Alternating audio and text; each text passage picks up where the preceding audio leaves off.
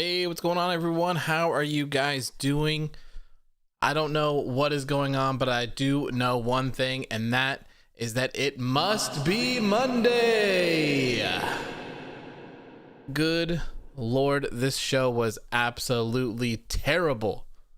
Absolutely terrible. Hope you guys had a great night. Other than that, though, glad to see you guys here. Hoodie, how are you doing?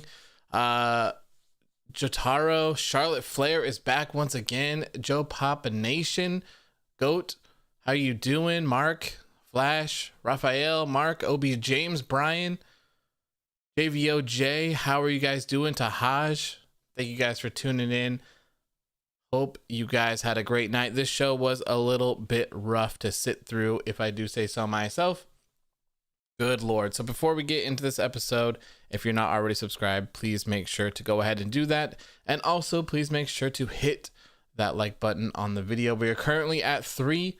Let's get that bad boy up as far as we possibly can. Jaden, how's it going? Richard, how are you doing, my friend? Joshua, hey, what's going on, man? Alex Silver says, how bad was the show? It was terrible. Absolutely terrible. Terrible, terrible, terrible. Jason says, LOL, I'm surprised you didn't walk out. So I just completely tuned out. I didn't turn it off, but I put it down small. I stopped listening. I really stopped kind of paying attention to it. After a certain point, I couldn't do it anymore. I couldn't do it anymore. Flushes, how are you doing? I'm doing good, man. Hope you're doing good as well. Stone Cold Steve Austin says, make sure to watch next week's Raw as I'm coming. And that's the bottom line, because Stone Cold said so. Sorry, Stone Cold, I hate to be the bearer of bad news, but you are on the episode 2 weeks from now. 2 weeks from now, not the next one. Not the next one. Let's not forget that Randy nearly killed a living thing and should go to jail. Yes. Yes. Jaxson says, finally, the best thing about a Tuesday morning. Thank you for tuning in, my friend. Glad to have you here. Welcome, Malik. Glad to see you back as well. Anthony says, why was it terrible? It was terrible just because it didn't really lead to anything. It was a repeat of a lot of things that we've already seen. There wasn't really anything going on, you know? There wasn't really anything going on. We'll definitely talk about it as we get into it. I'm not sure how long this show's going to be. I don't know what there really is to talk about, to be honest. I don't want to sit here and just bitch and moan for 2 hours. So I don't know. I guess we'll see how it goes and see where we get. Let's see here. Jaxson 4:20 a.m. Oh man, you are a trooper. You are an absolute trooper. It is only 8:20 for me here. I would have been dead a long time ago. Naski, welcome back, my friend. Glad to see you again. Brian says, I thought there were going to be changes. Yeah, I thought so too. And I also, I mean, we kind of read on a couple streams ago that they might be holding out until the Royal Rumble. So maybe that is true. I don't know. I do not know. It's not looking good, though. It's not looking good.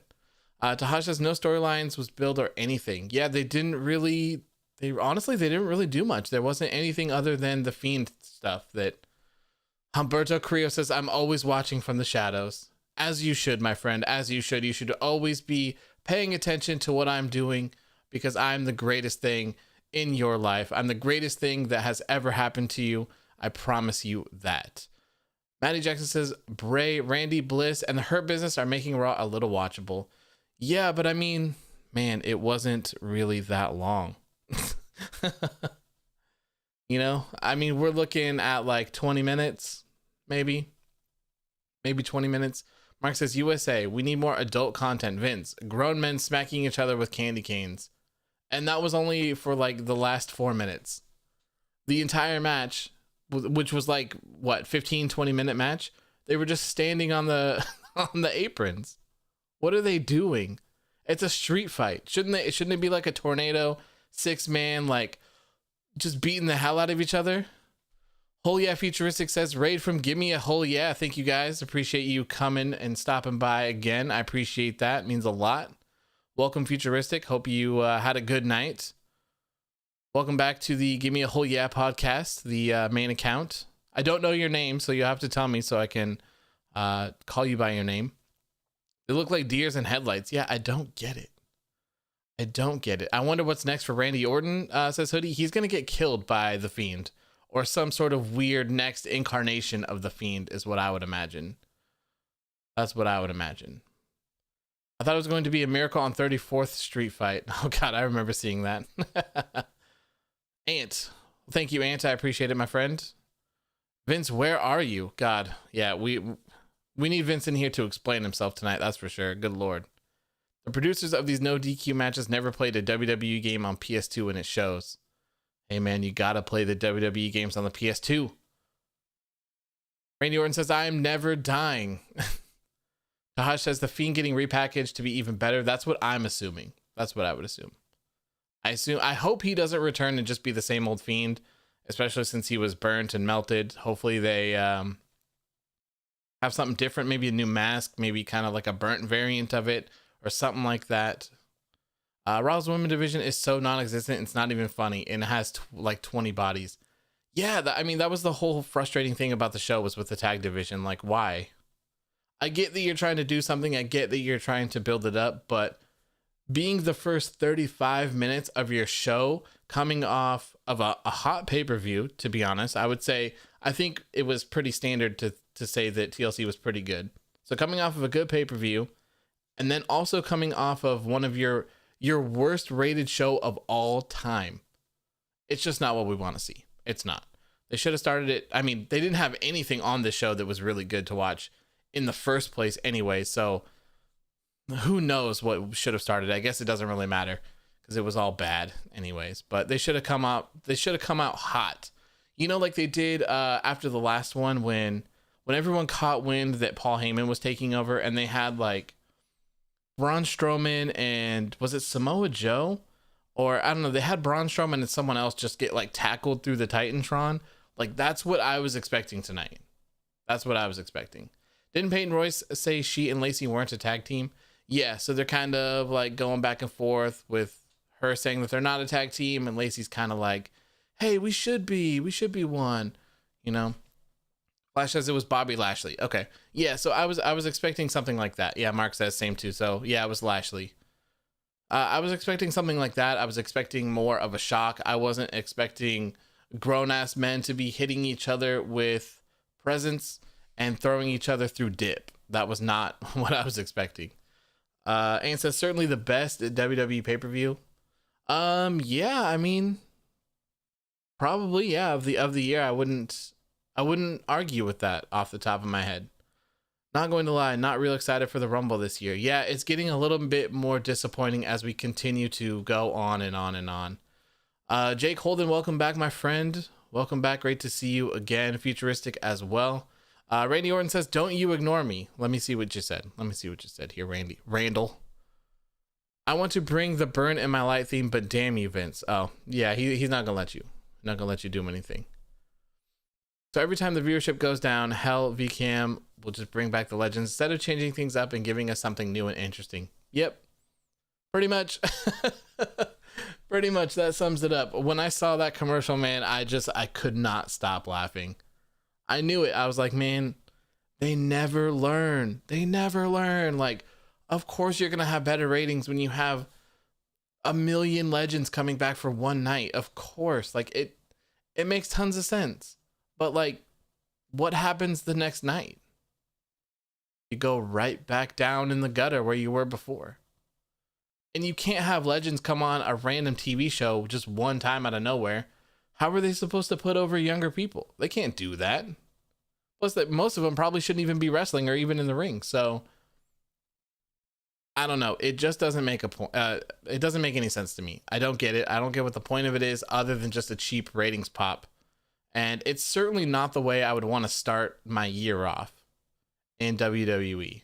I just don't think I'd want to put my best foot forward and start working towards actually making my show better. Anthony Torres says, what about Undertaker? Alex, Taker returns and has a match at Mania. Was the Undertaker in that video package? I haven't gone back to look at it. I didn't look closely enough, so I don't know if the Undertaker was in that. I really hope he's not. I really hope that the Undertaker is not a part of that. I really hope not. Man, that would be, I feel so bad for that man if he is. And says, wow, your channel's growing fast. Great work, dude. Clearly quality pays off. Hope you do something with you in the new year. Yeah, thanks, man. I really appreciate it. And yeah, I guess I should take this moment to say thank you guys for TLC last night. That was absolutely insane. Dude, we had like 305 viewers in here at one time. I think it's at like 7 or 8,000 views now or something like that. 7.8 thousand views. So yeah, thank you guys so much. That was absolutely amazing. We gained like well over 100 subscribers. It was like 130 subscribers or something in just one day. So thank you guys so much. I appreciate that. I absolutely love doing those. You guys know that. So thank you very much. Couldn't do it without you. That is for sure. Dude, when you posted that at first, I thought it was fake. I just couldn't believe how stupid VKM really is. Yeah, I mean, I think we all expected it. I really did. Like I said, I couldn't help but just laugh. It was like, you know what? There it is. There it is, man. My expectations were low for Raw, but holy fuck. Yeah, man. Absolutely brutal. You got a great point, but the reason why they're probably doing this, oh, got it. Scrolled past. Every year they have a Legends Night. I mean, which is fine. Which is fine. There's no problem in having a Legends Night at all. It's just the way that it happens, right? We know that this Legends Night isn't just happening because it's a yearly thing, if you want to call it that. This is literally happening right after we come off hearing about them having record lows. So it sits different. It sits a lot different. Way, way, way different. This is just a clear attentions grab for ratings. They're really trying to just get people to tune in, and they absolutely will get people to tune in, but unfortunately the next week they won't. They'll leave just like they were before. So I woke up early in the morning to watch Raw live. I have to say I've never been more disappointed. Hurt Business killed it tonight though. Yes, Hurt Business is 100% easily one of my favorite things about Raw. Hopefully, I mean, I wish it'd be featured more, but I mean, it's kind of hard. I heard something about Edge supposed to be winning the Royal Rumble. I mean, I guess I could see that coming, but that wouldn't really fall in line with the plans that everyone has. And I guess since you brought this up, we'll talk about this because I was going to post this today, but I actually forgot to do it. In a recent interview with, I think it was, oh God, should I just butcher? You know what? I'm just not going to say anything, but I'll tell you what it was. So AJ Styles has been kind of fighting to have a match with Edge at WrestleMania. So he's trying to make that happen. He's trying to will it. Apparently he's the one that talked The Undertaker into having a match with him at WrestleMania last year. So maybe he'll be able to get Edge to do it. And he says that if he can't get Edge, then he wants to take on Triple H at WrestleMania. And I think both of those options are great, to be honest. I don't want to see Edge win the Royal Rumble. I don't think he needs it. I don't think that he needs to be challenging. I guess it would be Drew McIntyre. I mean, I would love to see Edge work with other people, but I don't think he needs to take that top spot from anyone. Yeah, Styles versus Edge. Edge versus AJ would be fun. Yeah, I think Edge versus AJ Styles would be a great match. And, you know, Edge has very limited time here. Who knows how many more matches he's going to have. Let's get some of these dream matches out of the way. There's no reason to run back Edge and Randy Orton again. They've already had 2 matches. It's time to move on to someone else. I think Styles and Edge could put on something special. Brock Lesnar is also a big one. WWE should sign LeBron to boost the ratings. Please no. Please no. If Triple H is still in in-ring shape, then let's see. Yeah, and I mean, you know, the thing about it too is that AJ Styles is so good that he could definitely help carry a match. He could definitely do that. So Triple H, I think he'd be fine, and I think Edge would be fine in the hands of AJ Styles as well. Zach says, it's so irritating that we get so much shit week in, week out. WWE are losing viewers at an alarming rate, yet Vince thinks, let's bring back everyone's favorite legends. That will work, just no. Yeah, man, I wish I understood. I really wish that I could, but none of it adds up. And the logic is just non-existent. It really is. Brock Lesnar could win the Royal Rumble, but I don't know. I don't want to see Brock win either, man. I don't want to see Brock Lesnar and Drew McIntyre again at WrestleMania. I really don't. If anything, I would like to see Brock and someone else. I really would. The WWE Championship, it needs new contenders. Like, give Keith Lee a shot. Give Keith Lee a shot. I think he'd be fantastic. How do you feel about Raw? LMAO. It was terrible. It was terrible. Okay. Well, I bet the Raw creative team is more lazy than SmackDown. SmackDown really got something this week. So they're the same team, to my knowledge. They've been the same team for a while now, since Bruce Pritchard took over both shows. So I think they're the same. I think they're just stacking SmackDown because it's on Christmas and they're competing against Santa, apparently. PWR says, sorry I'm late. No worries, man. No worries. We haven't really gotten into anything just yet. Heard a rumor that Keith Lee versus Lesnar versus McIntyre for the WWE title at Mania. Yeah, I posted that. I think WrestleVotes is the one that came up with that. So who knows? Who knows? If you look closely at the new mask that I sent you last night, it looks kind of melted. Does it? If it does, that would be very interesting to go all the way back. That was like way early this year. I believe in Bray Wyatt. Okay. I believe in him. Jake Holden says, I thought it was okay. If Cena were to return, would you want him to be a Grand Slam champion or a 17-time world champion? I don't think that he needs to return and take a title at all, to be honest. He doesn't. He could put some other people over. Why not? So a 3-hour show gets less views than a 2-hour show. Yep, and the third hour of Raw is always a massive drop. So it really takes away from their demo and it takes away from their average, obviously, as well. I mean, Brock and Roman was rumored to happen somewhere down the road of 2021. Yeah, I mean, like, let's just move on. Roman's so hot. Like, let him work with other people. The stuff that he's been doing with Kevin Owens is amazing. Absolutely amazing. Oh, God. Joe's back. Joe's back with his Charlotte slander. Why would anyone watch at Christmas when we will all be drunk? Yes, right? Christmas and New Year's. New Year's is going to be a tough one. Because, you know, at least for Christmas, everyone with families or the younger audience, you know, they open their presents in the morning. And then the rest of the day is just kind of boring. You know, you kind of play with your new toys, but everything's in the world is closed. So you're just kind of sitting at home. I could see, you know, I'm going to watch that show for sure. I'm not quite sure if I'm going to be doing a post show on it quite yet. Depending on, I mean, it depends on like if people are going to watch or if people are going to tune in and stuff like that. If you guys are busy. The New Year's one will be pretty brutal for them. They'll be competing with everyone trying to get 2020 the hell out of here and move into 2021. So, Brock vs. Roman would benefit no one. Exactly. Got off work to watch Raw. I should have returned to work. Absolutely, Corbin. You should have stayed for overtime, my friend. How did WWE have 5 seconds to put a whole playground in the ring? I'm assuming that was pre-recorded. That's my guess. It's funny how WWE does stuff like throw Peyton, Royce, and Lacey it's scrolling Evans together for absolutely no reason, and people barely say anything because we've come to expect stuff like that. I mean, I'm still clowning on it. I still am. A lot of people say that they split up Peyton and Billy because Peyton was going to have like a dominant singles run, and yet they just paired her with Lacey Evans, and now Billy is like tagging with mystery people and losing in 2 minutes. So it's brutal. PWR says, if you stream on Christmas, I'll be there. I'll have to see. We'll wait and see as we get closer, see what my day looks like.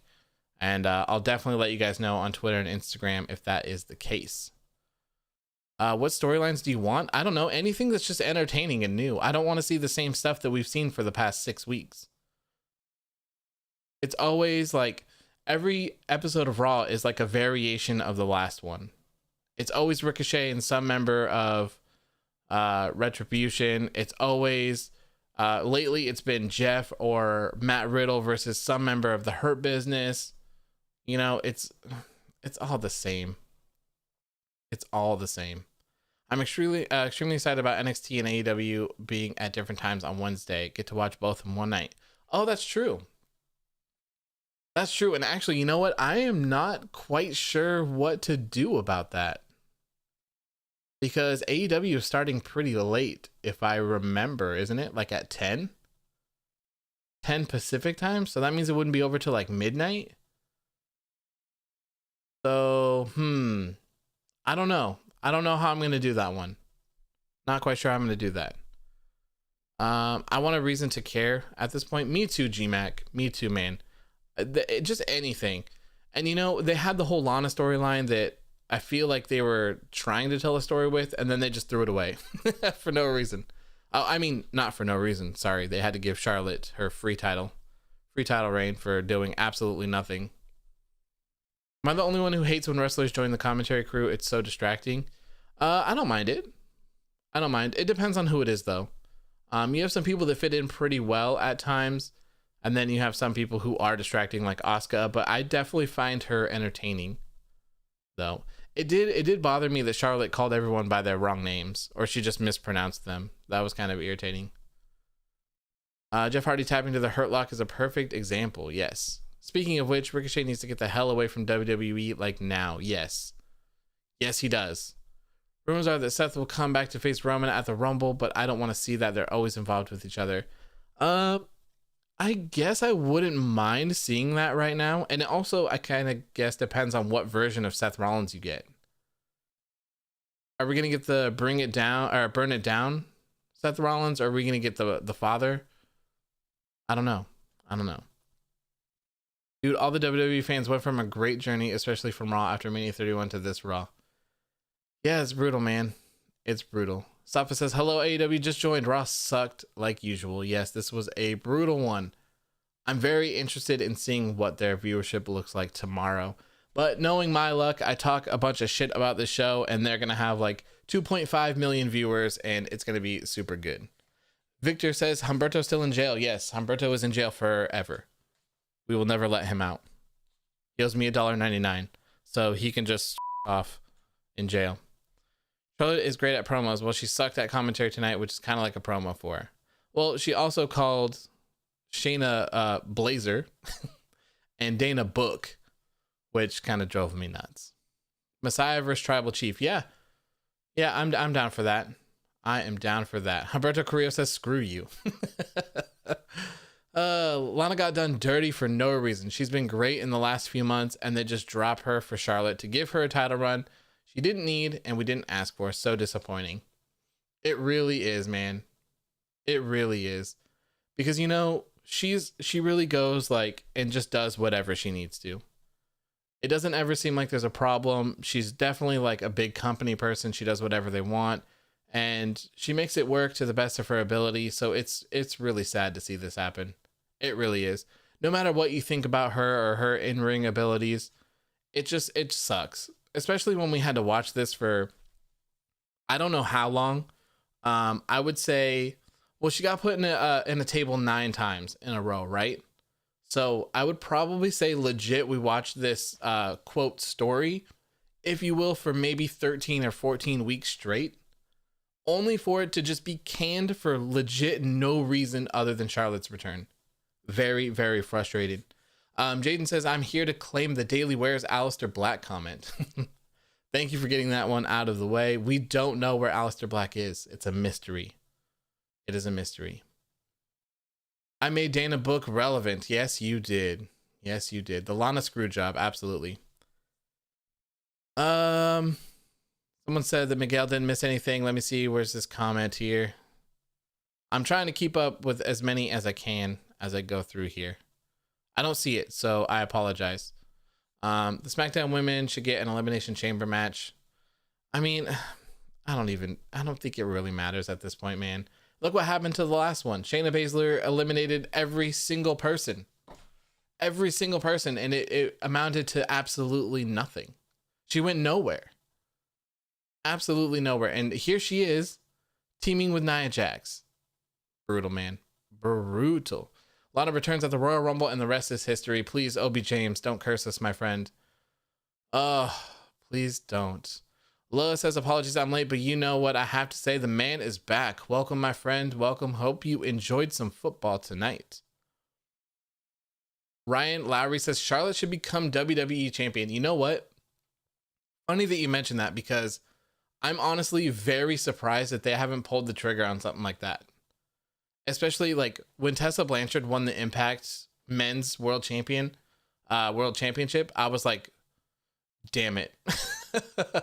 Damn it. Which World Championship is Charlotte going to win? Is she going to win the WWE Championship or the Universal one? It's bound to happen, man. It is bound to happen. I really think that's coming. I really do. Raw was ass. I completely agree, Elijah. I completely agree. Raw was ass. This company sucks. You know, their pay-per-view was pretty good, so it's kind of disappointing to see something like this. Carlito was on the Raw Legends video. Yes, he was. Yes, he was. Everyone remember to tune into main event this week, me versus Riddle in a Weed on a Pole match. That is correct. I made that match official some point last week. You can thank me for that. You can thank me for putting main event on the map as well for that. If you could just call him Matt Riddle, though, Humberto Carrillo, you know, maybe you'll get some points, and maybe one day you'll actually get released from jail instead of just a work release. Imagine CM Punk tweeting, "Vince, I will kick you in the nuts," and you will still give me a good Raw. Vince gives them a little crumb, then starves them to death for what? A no class, clueless, no talent, spoiled brat. Oh God. Well, I'm reading Joe's. My apologies. Joe and Charlotte are just destined to fight for every single stream until the end of time. So I prefer WWE Championship. I need to make the WWE Universe mad. Yeah, no thanks.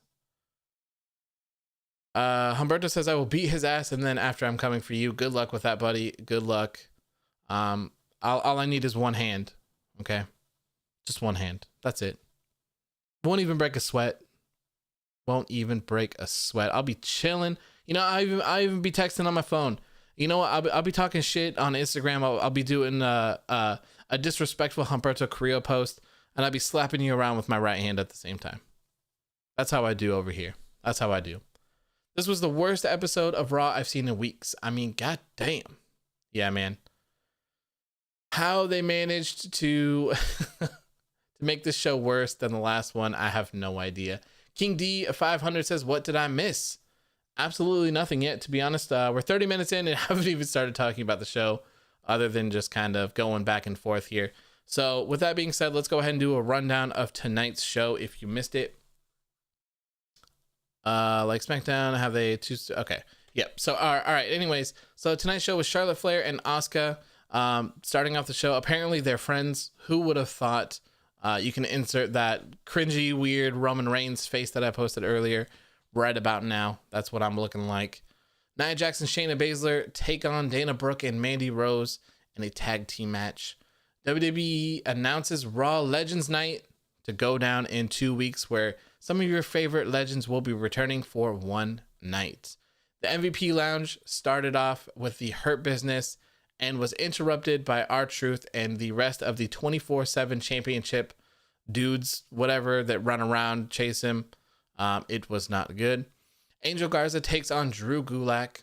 MizTV once again featuring AJ Styles. Jaxson Ryker taking on Gran Metalik. Oh boy.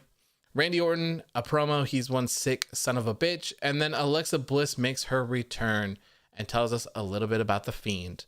Charlotte Flair and Asuka take on Peyton, Royce, and Lacey Evans. And then to close out the show tonight, we had a big 6-man holiday street fight with Keith Lee, Sheamus, and Drew McIntyre taking on AJ Styles, The Miz, and John Morrison. And I gotta tell you, even just looking at the text that I wrote out for this show, it looks terrible. It looks absolutely terrible. It doesn't. Only one thing on this list piques my curiosity, and it's Alexa Bliss returns. That's it. Anthony says MVP goes for the 24/7 championship. I mean, I guess you could have all of them holding the titles again. I mean, Shelton had it, so I guess it wouldn't be the craziest thing in the world to see. Like me, I'll be there. I really think Keith Lee versus Jeff Hardy feud can save Raw. That'd be interesting, but I don't think that's going to happen. I think the Hurt Business and the Hardy Bros are going to be tied up with each other for a while now. Keith Lee is a beast. Yes, he is, Joe. I absolutely agree. Keith Lee is fantastic. Jaxson Ryker beating Gran Metalik is a fucking spit in the face, not only for obvious political reasons, but Gran's a world-class athlete. Yeah, man, Lucha House Party, they've been getting disrespected for a long time. A long time. And it's a real shame. I've talked about it a couple of times, and Lindsay Dorado wasn't very happy about it. He seemed to be very angry about what I said about it. But, you know, like, when you have these people that are on your roster and they only pop up every 4 months to take a quick L, it's kind of hard to believe in them and stuff like that. So it's just the bad booking. Like, it's nothing against them. I think all of them are talented. It's really a shame that they don't get used. It really is. The Miz's promo when he was shouting reminded me of 2016 Miz. That's the Miz I want to see on my TV. Yeah, man, the Miz was one of my favorite things about Raw back in the day. Like, just a couple years ago or a year ago or whatever, when he had the Intercontinental Championship, that was fantastic. That was the best. I would love to see that Miz again, but that's not the Miz that we have currently. This Miz is a giant loser. Like, he doesn't do anything but look at the lights. So it's very, very frustrating. Very frustrating. There's one main title that the Hurt Business doesn't have, the WWE Championship. Could any of them get it without losing a title, or do they need to get one more guy? Maddie, my answer to that would be that Bobby Lashley needs to lose the United States Championship. That's what I would say for that. And then Bobby Lashley could be WWE Champion, and then if you wanted, MVP could be the one to hold the United States Championship. It looks like we are dropping frames again. Come on, YouTube. Let's get it together, man. Let's get it together. I don't like how a championship belt doesn't mean anything. Example, the 24/7 championship. It doesn't mean anything if you win because you will inevitably lose it to R-Truth. Yeah, and you're just destined to be rolled up, essentially. That's my problem with the 24/7 championship. They've been telling the same story for 2 years now. It's all the same. It is all the same. Some of it is entertaining. Sure, R-Truth is funny. I get it. But how many times can we possibly watch these dudes run around backstage and just roll each other up? It's not interesting at all. At least to me. At least to me. I really think that they need to come up with some other things to do with it. It definitely, if they're going to keep it, it certainly needs a refresh. My idea for the 24/7 championship is for them to just completely abolish it. Get rid of it. They don't acknowledge it as a championship anymore, but R-Truth is still carrying it around, and he's still calling himself the 24/7 champion. And he could go on this whole thing where he's like, I'm so dominant, like no one even wants to mess with me anymore. And people will keep trying to tell him like, hey man, that's not a title anymore. Like, they don't acknowledge that. And he's just like, yeah, sure. You know, you're just trying to play me. You're just trying to catch me off guard and get my 24/7 championship. So that's kind of what I would do with it, and then slowly phase it out and just get rid of it. Brian says 2 years, really? I'm not sure. Let me see. WWE debuts 24/7 championship. Let's get a date. The title was unveiled by Mick Foley on the May 20th episode. So May 20th, 2019. So it's been like a year and a half. About a year and a half. But that's a year and a half too long. The title died after Truth and Maverick. Yep. Yeah, I think that would have been the fantastic point to just kill it off after Drake and R-Truth. Marco says, hey bro, sorry can't make it tonight. Work called in last minute, but I hope you have a great stream. Can't wait to watch it when I get home. No worries, man. Thank you for even being here. Thank you for chatting. I appreciate it. Hope you have a good day at work. Gotta make that monies. Wish they keep the 24/7 championship on a badass. Have someone who can destroy people be that champion. Have him keep it for a long time. Do something. Yeah, like Bobby Lashley. He can win it and just beat everyone up. And then, you know, those people are like, okay, you know what? We can't do our usual roll up gimmicks here. Like, this isn't fun anymore. We're getting our asses beat. So, you know, we're cool. We're cool. And then, you know, kind of have something go around that way. That'd be fine with me. Just anything, really. Sofa System, tonight's Raw was amazing. We got to see the Lucha House Party in action. Did you see how professionally they ran behind R-Truth for the 24/7 title and how they got squashed by Jaxson Ryker in 30 seconds? This channel is hella underrated. I fuck with the channel a lot. Thank you, Elijah. I appreciate it, man. I appreciate it. Vince called me to come to TLC. Thought on Angel Garza return. I'm sensing a big push for him. I'm glad to see him back. I think he's very talented. And I think we'll talk about that a little bit more when we get there, but he's very talented. I see a bright future for Angel Garza for sure. And it'll be interesting seeing him on his own without Zelina. So anyways, the beginning of the show, it doesn't make sense. It doesn't make sense to come off of a show like TLC and then all of a sudden, just because Charlotte is your one half of your women's tag team champion, that you just all of a sudden overnight decide to start focusing on this completely dead division. This division has been completely dead since its entire inception. You have like what, 3 legit teams that you could actually use. So you had the Riot Squad, you have the Iconics, you have Sasha Banks and Bayley. Those are all the only real teams that you have. And they just never did anything. They put them on the Iconics. They never did anything. They put them on Sasha and Bayley, which was the best that the titles have ever had. But still, where does it go afterwards? You don't have any of these teams. They've put a couple of makeshift teams together, but they've never really stayed together. They've never caught any traction. They've never caught any momentum. They've never done anything except maybe win a match and then lose a couple matches. So I don't get it. But now, of course, they have Charlotte. So now they're going to put her on every single show that they possibly can. So we already have them defending the WWE Women's Tag Team Championships on SmackDown, even though we haven't seen those titles float to a different brand since the draft, maybe even before the draft. It's been a really, really long time since we've seen them float. So it's really frustrating to see them do it now, just that Charlotte has it. So, but you know, they got to compete with Santa Claus. They got to compete with Christmas. So they need all the help that they can get. And apparently they still somehow think that Charlotte Flair is a huge ratings draw, even though it did absolutely nothing for NXT. And if I remember correctly, the episodes of NXT did worse than the ones that she was not on. So I don't know. Should Elias become a world champion someday? I don't know. I think that Elias is very talented. If his booking is correct, I'm sure he could probably get there, but if the booking is not there, no. Raphael says, please retire the titles. They add nothing and they're a waste of time and talent. As bad as Big Oof is, that's one more challenger for Asuka. Same with Lacey, Evans, Shayna Baszler, etc. Yeah, I don't get it. I really don't. There's way too many championships in WWE right now, and they really can't handle them.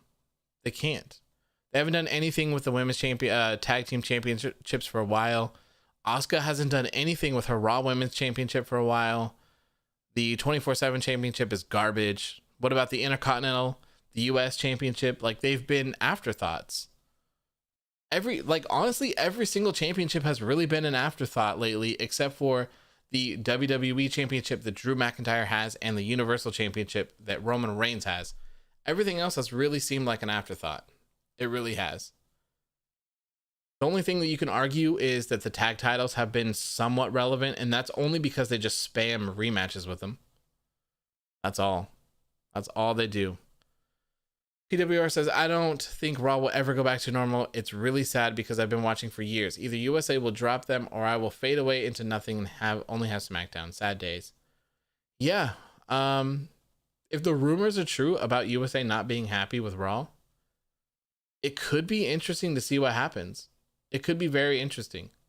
I've talked about this before, but even if Raw is underperforming, it only needs to perform better than what else would be in that spot during that time.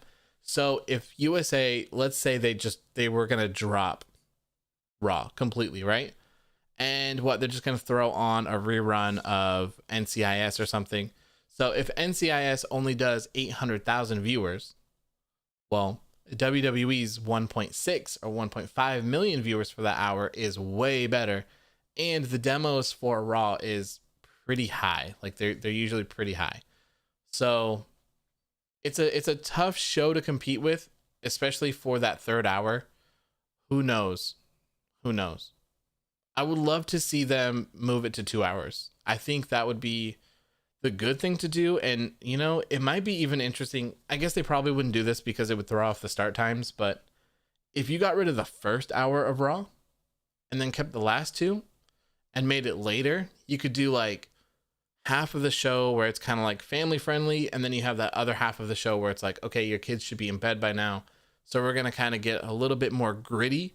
They tried to do that a little bit with Raw Underground and that like week or two where Raw went like dark mysteriously, and they did that shock thing with Sami Zayn where he mentioned AEW. You can maybe do something like that. I don't know. They need to do something, and they need to do it now. They cannot wait until Royal Rumble. And I hope that the ratings come back terrible tomorrow. I hope they do. And that's nothing like out of spite for them. Like I don't want to see them do bad because I want to see them go down. I want to see them do bad so that they'll finally, like, Vince will finally get his ass kicked and realize that they're plummeting and their shows are just bad. That's why I want it. I want them to be like, wow, okay, you know what? Maybe they're right. Maybe I'm wrong. These shows are not as good as I thought they were. We need to change it up, and we need to make some serious adjustments going forward. Please, for the love of God, have this be another record low. That would be incredible. I would be so happy. They need the push. They need it so bad. And it's so irritating when you see what they were capable of yesterday. How amazing was Roman Reigns versus Kevin Owens? It was fantastic. For me, that's all I want. That's all I want. That is a main event scene right there. That is a main event. It was incredible. Drew McIntyre versus Roman Reigns at Survivor Series. Incredible. That is how you do a show right there. The New Day and Her Business. They've been overperforming forever. They're so good. This is the kind of stuff that we want. We want wrestling. It's terrible to go through and see these shows and see the amount of time that they spend on these matches. Let's see if Cage Match has updated for tonight. I think you can do it by shows. Promotions, titles, databases. It would be interesting to see if they do it by show, so you could see how long all the matches were, because they're not long at all. It's terrible. Match guide. Kevin Owens versus Roman Reigns. No, this is old. Results. See if I can find it here. No, it doesn't look like they've updated it yet. They still have TLC on there. So I don't know. Maybe I'll post it tomorrow. I'll go through and see what the match lengths of everything was, and I'll post like, hey, the show was 3 hours and we had 35 minutes of wrestling on the entire show. You know, I think that would be interesting to find out. So I'll try and find that out for tomorrow. Yester says Jake the Snake Roberts for Sting confirmed. That's not confirmed for anything. It's Roman Reigns. He's a god. But that's not the case though. That's not the case, because everyone absolutely hated Roman Reigns before this heel turn. All right. Come on, man. Like, really? Why you waste your time with this? Enjoy timeout. Okay? Enjoy the timeout. So I don't know. You know, not everyone can do these types of things. Roman Reigns has been fantastic, and we really just need to see some wrestling. At the end of the day, that's what these shows are. So do some wrestling. Like, of course, you can still have your entertainment stuff. I don't think anyone has a problem with entertainment. I think that is a part of the show that makes it great. Like, of course, we want these stories. We want these goofy things to happen, but we want some goddamn wrestling too. Like, For the love of God, find a healthy balance where you can please all of your audience, because right now you're pleasing like none of them. You're pleasing the core audience that's going to be with you through thick and thin, no matter what you do. You used to have 5 million viewers, and now you're scraping by at 1.5. You know, so start catering to other people. We want to see you succeed. I think most of the people, at least in my community, I can only speak for myself, but I want nothing more than to have them go back to 5 million viewers. It would be incredible if the shows were good. Can you imagine how great life would be if on Monday night we're just here, we're chilling, we're talking about how amazing this show was, how amazing all the matches were, how this story is so interesting, how they're doing some of this unique stuff. Man, it's like a fantasy. it's literally like a dream at this point. It's like it's never gonna happen. It's a real shame. It's a real shame. So I hope they get kicked in the ass again this week with the ratings. That'll make me happy, and maybe that will put them in the right direction. What does amazing look like, says King? Just matches that we haven't seen all the time. Most of these shows are rehashes of matches that we've already seen. They're variants of matches we've seen for weeks and weeks and weeks. They're stories that people have never really been interested in, and they're just continuing for no reason. There are wrestlers that are not very good, that are just continuously on TV instead of getting better, while some of the top performers are forced to go train again because they're apparently not so great. There's no rotation of talent whatsoever. You don't need to have all of these people wrestling on every single show. Drew McIntyre is your main attraction, okay? He's your world champion. He does not need to wrestle on every show. He doesn't. He does not. He needs to be the main attraction. A Drew McIntyre match needs to feel special. Of course, he should be at the show. He should be maybe in interviews, maybe in a backstage segment.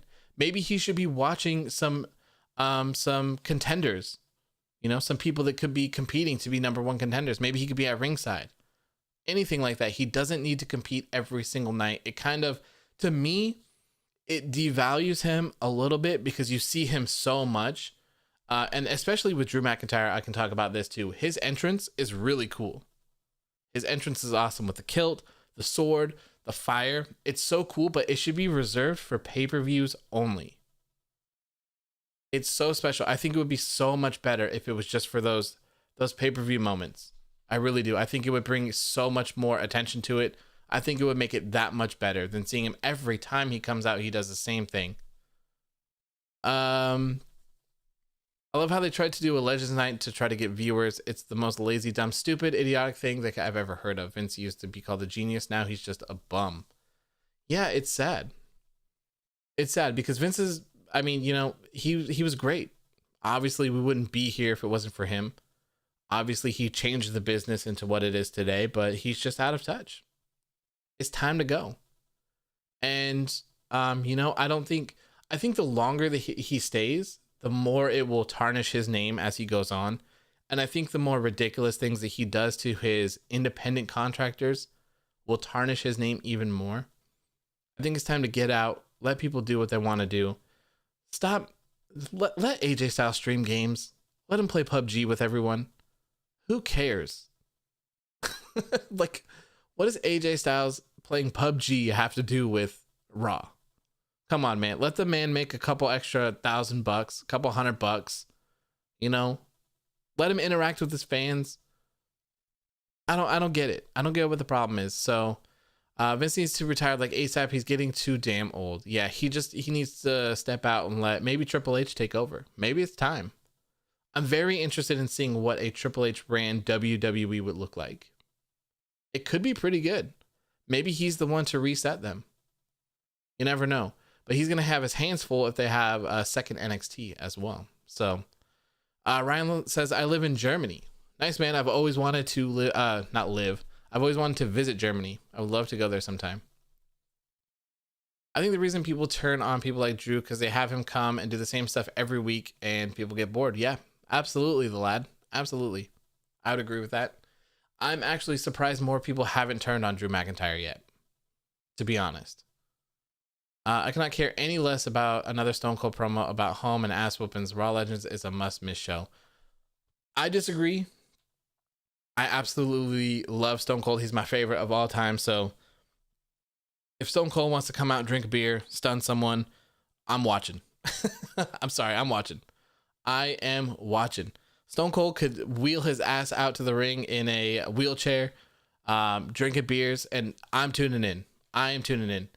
But that's just me. He was my favorite when I was growing up. You know, I watched this as a child during the height of the Attitude Era and all the stuff like that. So Stone Cold was must see for me. Hopefully Stone Cold stuns Humberto. That would be the craziest thing in the world. What a rub. What a rub that would be. PWR says Vince is not good with the modern POV. He was good in the 90s and the 2000s, but towards the 10s, he started going nuts and made dumb ass directions. Yeah, man. I agree. Honestly, Drew's been great this year, says Mark. I agree, man. I agree. Drew McIntyre is probably, if we're talking the span of the year, I would say he's the superstar of the year for WWE. Easily. You know? The only person that I think that could compete with him right now would be Roman Reigns, but he hasn't been here for most of the year. So you definitely have to go with Drew McIntyre, in my opinion. He's been fantastic ever since the Royal Rumble. He's had some good matches. His feud with Randy Orton, it was way longer than it needed to be, but it was still enjoyable for the most part. The whole tossing around the title thing didn't really make any sense, but it is what it is, I guess. It's just depressing seeing how much the legends have aged. Yeah. I can feel you on that one. What could WWE do to get viewership, you reckon? Make matches that people want to watch. Not insult everyone's intelligence with stupid shit that they do every week. Change the show to 2 hours. Those would be my just off the tops.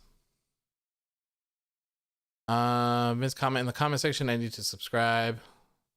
Vince, why did you have to ruin Monday Night Raw? Why? Flash says Drew has been a great champion, one of the standards in year for WWE. Absolutely, I agree.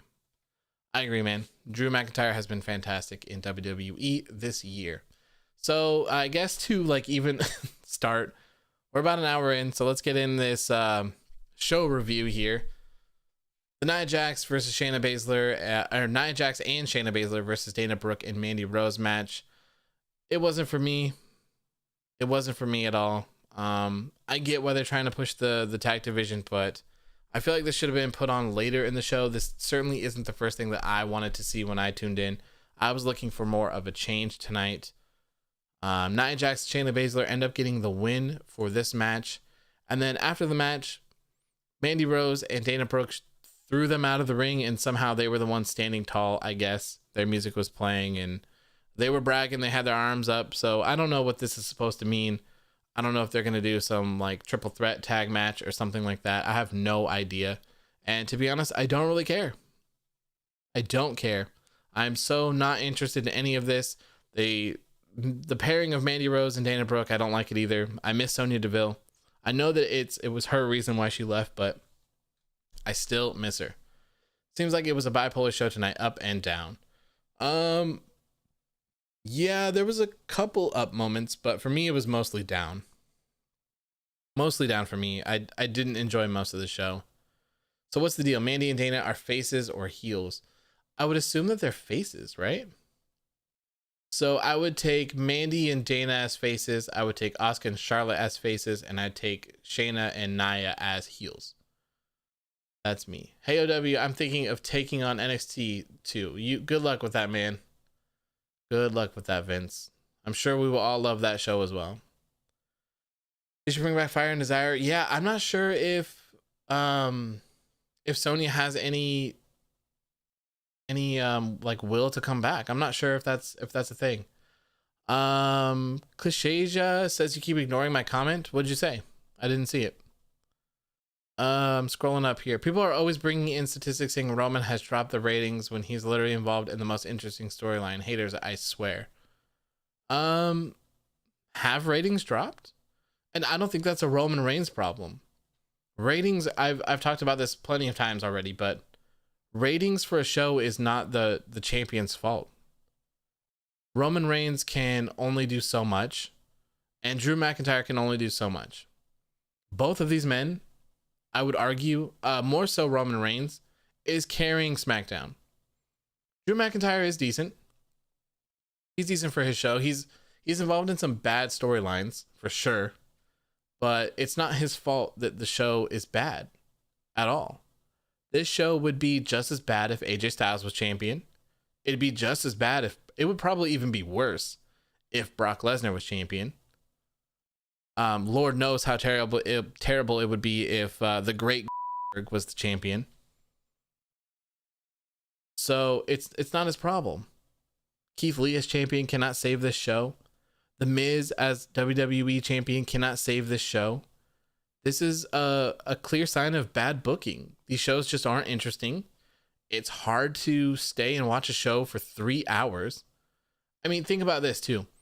A lot of people, I've used this analogy quite a bit, but if you haven't heard it, here you go. A lot of people bitch and complain that a 3-hour movie is too long.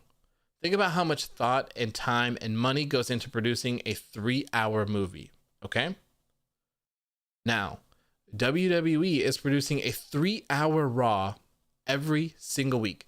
Of course, there are commercial breaks, so which probably equal like, I don't know, 30, 40 minutes or something like that. So give or take some time, but they're doing a 3-hour show every single week. Why? We don't need it. People aren't even interested in the 3-hour movies. I saw a bunch of people complaining about Avengers Endgame being 3 hours long or whatever it was.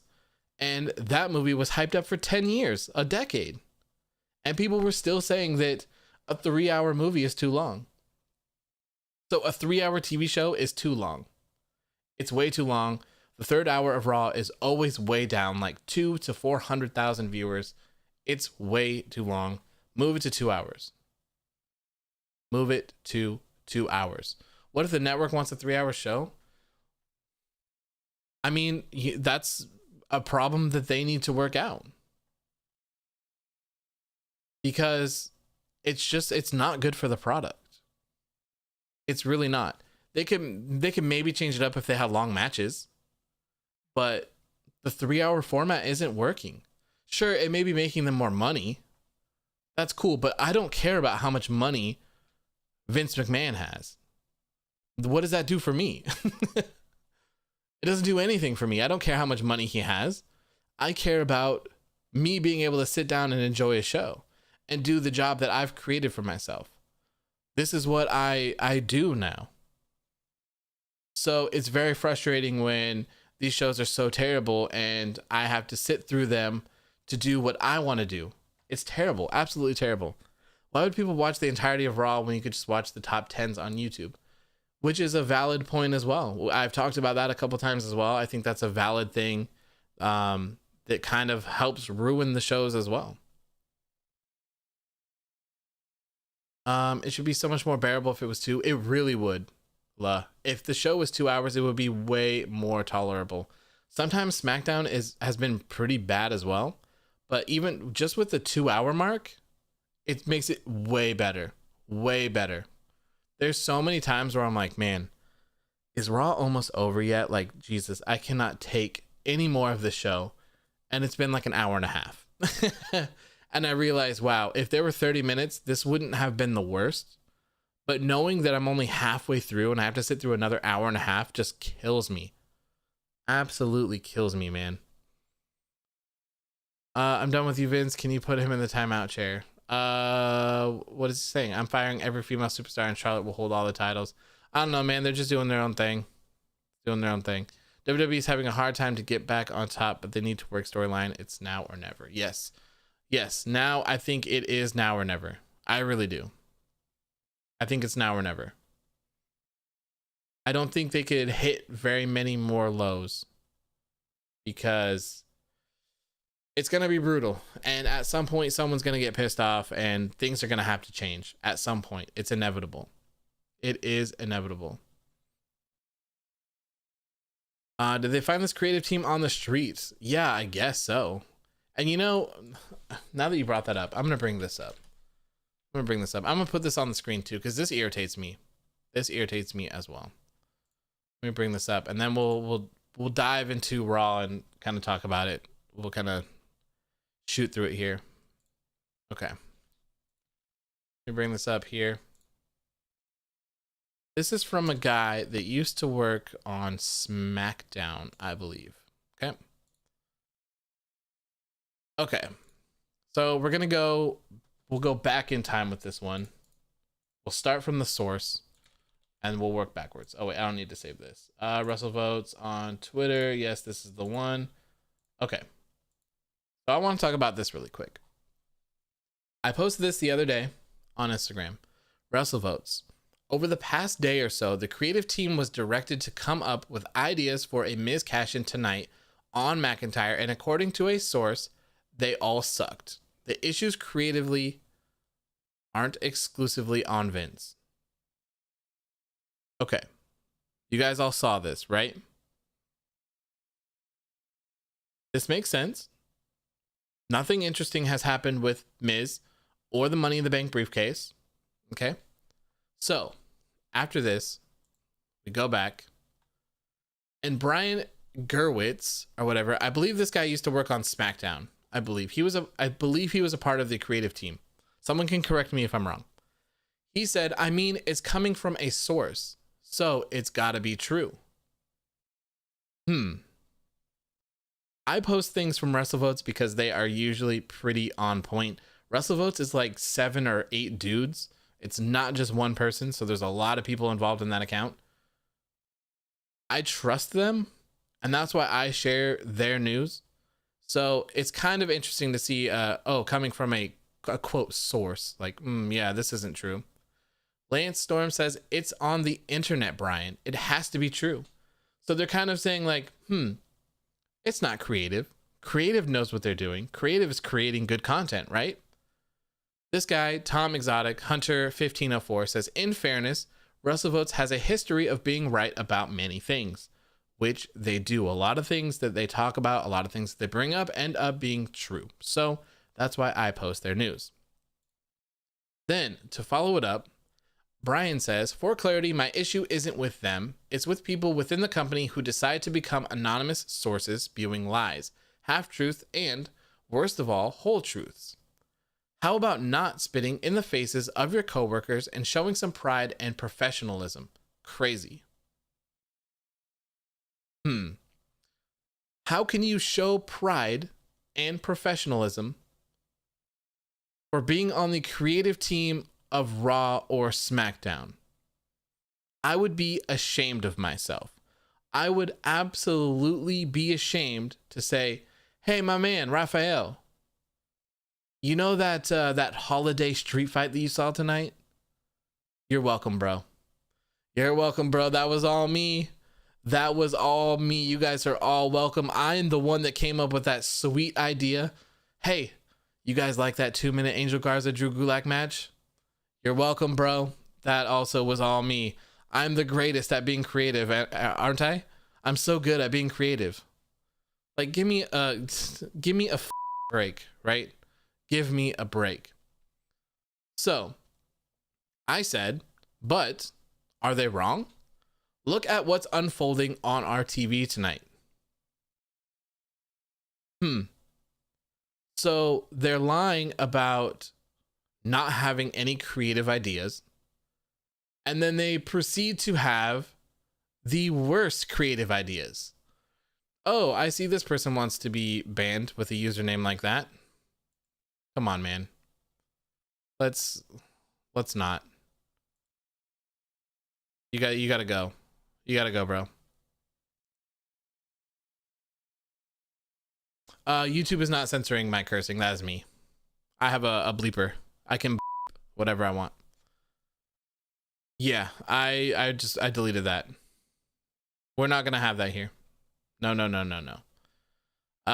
See, Monday Night Football was great. Follow me on IG. We need to discuss. Let's chill. Oh my God, what?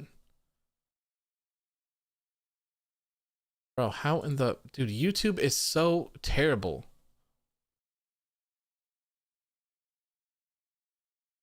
Okay, well, I don't know how to ban you, so you're just timed out. So this should go down as the worst Money in the Bank cash-in ever. It was a stupid cash-in, Miz being a dumbass. Yeah, exactly. Exactly, man. I don't get it.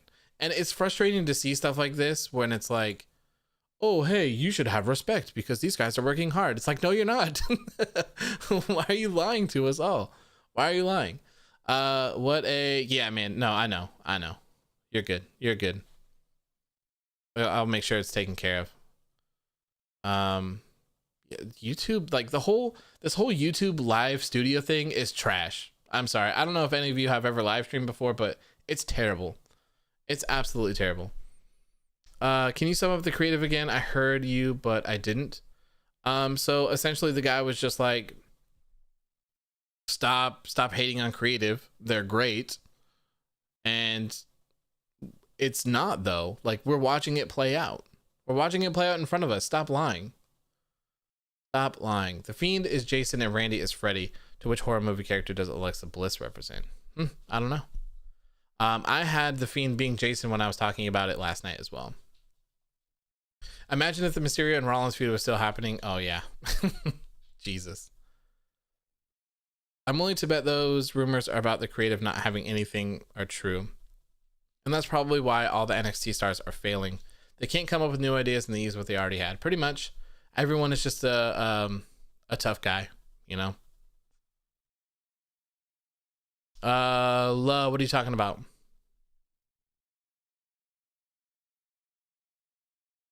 Is there something that I'm not seeing here? But yeah, the whole NXT thing is, I believe it. I believe it. Oh, I see it now. Oh, come on, man.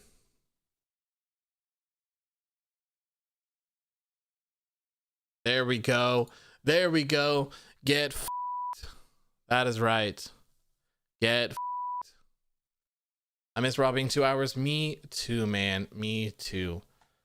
You can post all you want. And yeah, I'm not even gonna. Go ahead and post, my friend. Go ahead and post. Post away. Everyone loves what you're saying. Yeah. Do y'all think the Miz will get the Money in the Bank contract back? I hope not. I hope not, because all of this has just been terrible. It's been really terrible. I've been streaming for a month and YouTube is a joke. Yeah, man, Twitch is bad too with all the DMCA stuff, but their user interface is so much better. So much better. I hope Raw becomes good again, man. It's unwatchable. Yeah, man, it really is. Yeah. Okay, so anyways, what did I say? We went over the 24/7 championship, or did we just talk about the Legends thing? Let's not forget that Otis beat Nakamura. Yeah, that is prime time. Prime creative right there, if you ask me. So yeah, WWE announced Raw Legends Night returns in 2 weeks. So you're going to be seeing your favorite superstars from the past return for an entire episode of Monday Night Raw. I'm sure it will be fun.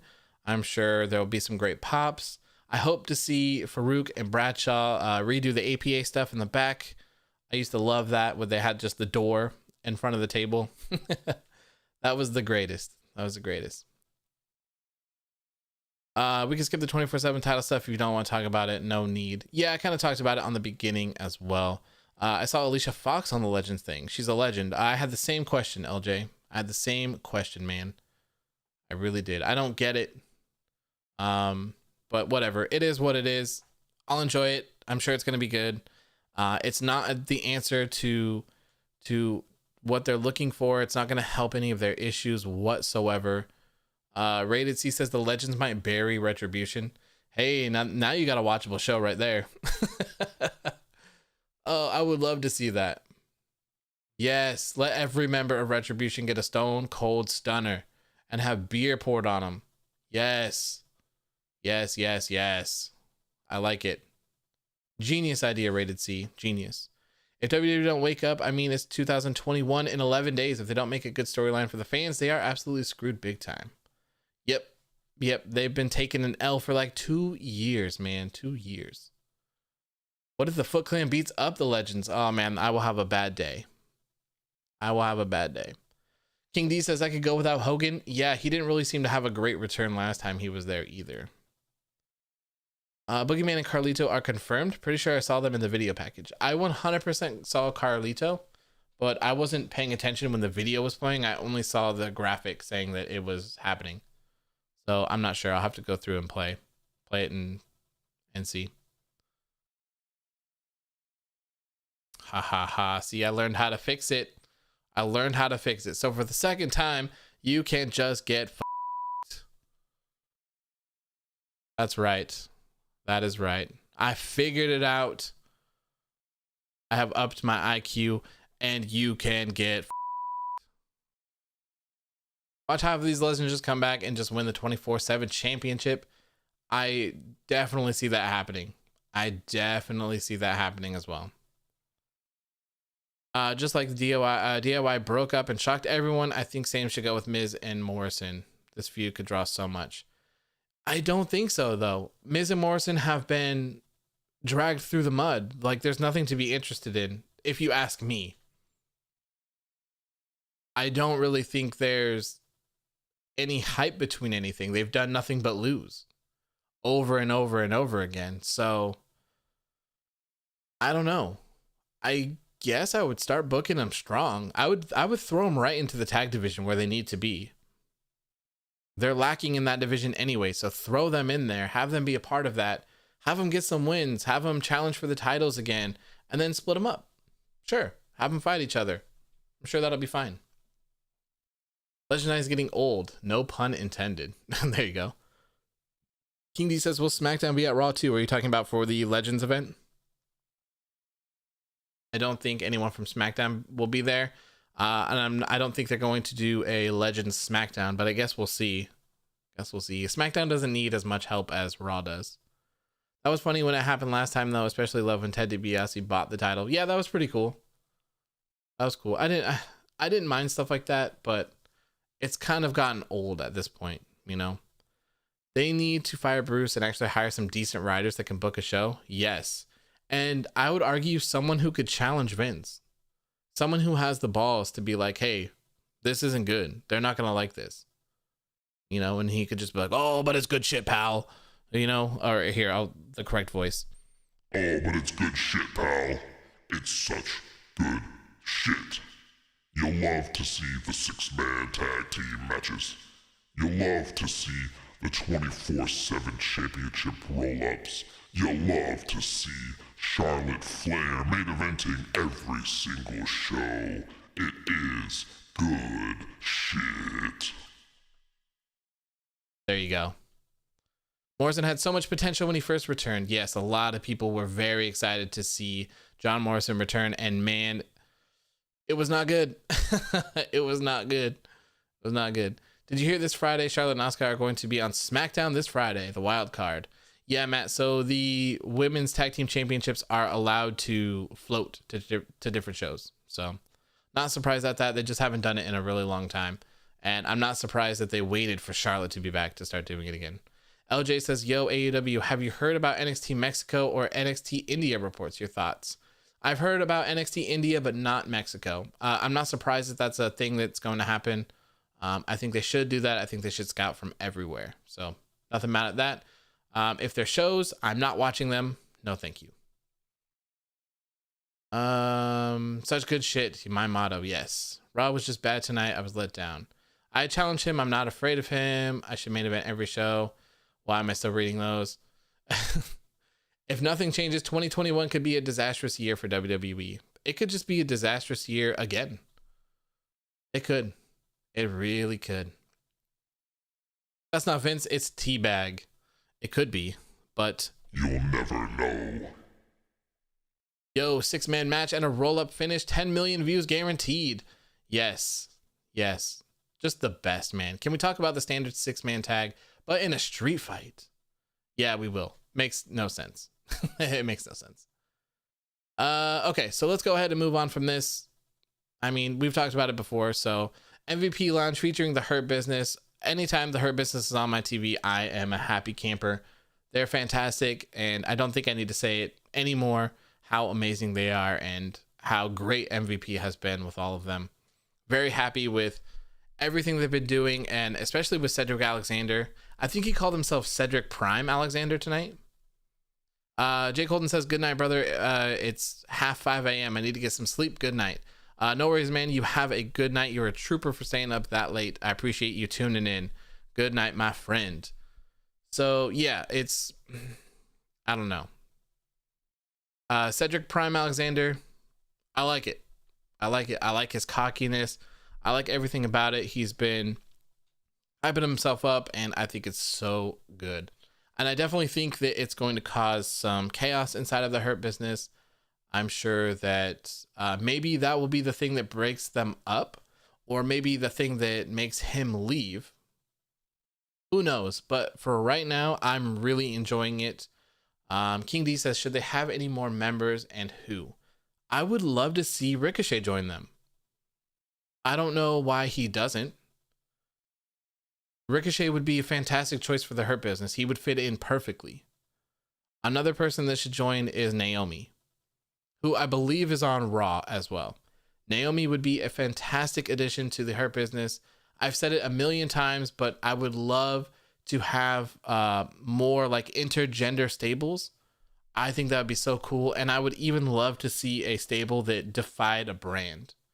So if you had 2 or 3 people on Raw, 2 or 3 people on SmackDown, and they ran the shows, maybe they were both tag team champions or something like that, I think that would be a lot of fun. And I think that would be a good way to kind of freshen things up and have some new kind of content.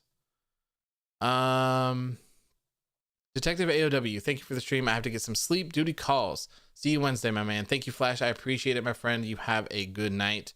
PWR, I gotta go. See you later. Love your channel. Good night. Good night, man. Thank you for tuning in. I appreciate you guys. You the best. You the best. Mia Yim would be great on the Hurt Business. Sure. I'm down for Mia Yim. Anything to get her out of Retribution. That could have even been a part of the story, you know, where the Hurt Business beats the hell out of the Foot Clan, and they're like, you know what, Mia, or Reckoning, whatever your name is, we're gonna save you. You know, we'll break you out of this madness, and you can come be with us. We are winners. And then you could add a women's champion to the Hurt Business. Man, I think that would be some good stuff. Really good. I noticed you say beat so much as in the past tense. Me? Or so, oh no, you're talking to someone else, man. Why do I keep what am I doing? What am I doing? I'd love to see Naomi join the Hurt Business on Monday Night Raw. Me too, Master Flex. Me too, man. I think that would be some good stuff. She's not on TV. She's not doing anything. So why not? Asuka needs a challenger for the Raw Women's Championship. And I guess as I'm saying that, I realize that it's probably going to be Charlotte. So I guess maybe that won't work. But Naomi nonetheless should return, and she should join the Hurt Business. She would fit in fantastic there. I also wouldn't be mad at her just moving over to SmackDown. I don't think anyone gives 2 shits about the draft anymore. So having Naomi on SmackDown, she could team up with her husband and be a part of the Tribal Chiefs gang, the head of the table, you know, the royal family, whatever the hell you want to call them. She would be fantastic in that role as well, and she is family. So that would be some good stuff. Good stuff. Of course, this MVP Lounge was interrupted by the 24/7 championship, like I had mentioned before. They took a championship picture with everyone in the Hurt Business, and R-Truth was standing on the ropes in the back, getting in there, holding his 24/7 championship. Before, what was it? Eric from the Viking Raiders, Lucha House Party, and probably someone else ran out and interrupted everything. You know, your standard 24/7 championship stuff, the stuff that you've seen every single week for a year and a half now, that happened again. Following that, we had Angel Garza return and make his debut, if you will, since the height of the pandemic era when Los was carrying the shows. He made his debut or return, whatever you want to say, to take on Drew Gulak. And man, it was really disappointing seeing Drew Gulak lose this match in like 2 or 3 minutes. Like, I don't understand how Vince McMahon likes Drew Gulak enough to put his top star, Keith Lee, and like Otis in his hands for training, but he won't put him on the show. Very baffling to me. I don't understand why that's a thing. And the draft was supposed to be a refresh, and it was complete fail. Yeah, they didn't draft people. They literally just drafted feuds. Like, it was insane. They literally just took all the feuds from one show and moved them on to the other. I don't get it. I don't care about the draft anymore as long as Liv stays on SmackDown and Charlotte just goes away. As long as Liv and Ruby stay together, they should be a tag team. They should probably be the tag team champions. If you ask me, they're an actual tag team. So why not put the titles on an actual tag team for like once? Almost. You could argue that Sasha and Bayley could actually be a tag team, but or no, the Iconics are a tag team, so what am I talking about? Guess I'm just rambling. Man, they really ruined the War Raiders. Yes, they really did. The Viking Raiders. The War Viking machine raiding experience. Ooh, took me a minute to remember that. It's been a while. It's been a long time. They were fighting ninjas, man. Fighting ninjas. Raw has been wild, man. It's so wild. Fighting ninjas, eating turkey legs. That's the height of wrestling right there. That's the height of wrestling. Heard a rumor that Eva Marie is going to be the secret lover that Angel Garza talks about on Main Event or something. I've heard that too, Raphael. I saw, because you know he always gives people a rose. I think Eva Marie posted a picture of herself holding a rose. So maybe that's where that rumor came from. I'm not sure. I'm not sure how Eva Marie is going to make her debut. Maybe she'll just be the side piece for Angel Garza. Maybe they'll be a little duo. I am not sure how that's going to go. Gulak and Garza would have been lit if they had more time. Yeah, like, I don't understand. We all know that Gulak is good, right? And he was teaming up with Daniel Bryan. That was interesting. That didn't really ever seem to go anywhere, which is a shame, because that was great. I really enjoyed that. So you have Drew Gulak. Everyone knows he's great. He's a former cruiserweight champion. He's been around for a long time. Why can't they just have a 5-minute match? An 8-minute match? Why? Why does it have to be 2 minutes? This doesn't make Angel Garza look strong at all. And we don't really need to see Angel Garza squash anyone because we're familiar with him already. Or do they really think that in this short period of time that people have actually forgotten who Angel Garza was? It really hasn't been that long since he's been off TV. And he was featured so heavily during the beginning of those pandemic shows. Los and Asuka literally carried those shows. So how could you forget about him? You can't. King D says, isn't one of them hurt? I mean, the Viking Raiders. Yes, Ivar is hurt. I can't remember exactly what it is. I want to say it was a neck injury, but I'm not 100% sure. Not 100%. Gulak vs. Bryan Elimination Chamber 2020 was amazing. He's a fantastic wrestler. Let the man wrestle. This is a wrestling show at the end of the day, right?